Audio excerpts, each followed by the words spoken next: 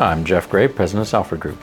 Did a bunch of different roles in life, did some marketing, some manufacturing, engineering, and really kind of wanted to run a business unit. That's where coincidentally I ran into Jake Rosendahl, the founder, and really wasn't looking for the ag industry necessarily, but I grew up on a farm and it was just a perfect match for us and we just hit it off. So I started off as general manager. When we started with vertical tillage, I honestly didn't really quite fully understand it myself. But I grew up old school, traditional tillage and plows and disc harrows and cultivators, and of course we had Jim Boak was very instrumental in that, and really understanding the new technologies. And it was a innovation by need because we did not have the resources to design a new frame.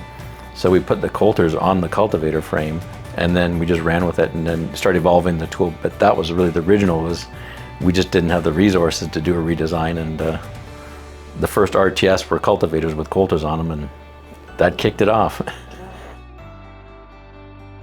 As Salford's a very innovative company and builds good product, we were able to find ways to make the producers more efficient, better for the land, better efficiency, better for the environment. And at the same time, we built them very durable so they could drive stupid fast with these things. And I think really one of the things that Salford introduced was high-speed farming. Because even the vertical tillage that got started back then, it was more low speed, and we introduced the high speed. We kept refining the RTS, the vertical tillage tools over the years. We went to, started to add curved blades with the 4100 and 4200 series. Then we went to the big coil. That was a big step. Adding the big heavy coil really changed what those tools could do in the vertical tillage world.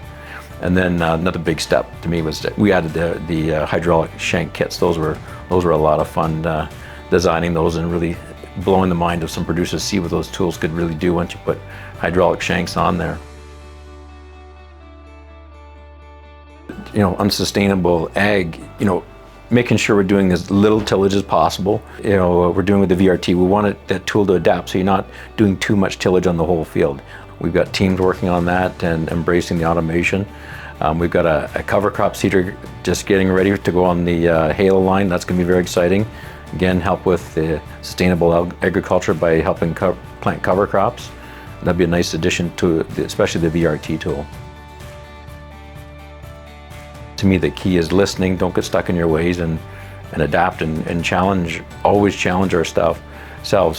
Okay, how do we make our equipment better? How do we make it? It's never good enough. We always keep challenging ourselves. It's never good enough. How do we make it better?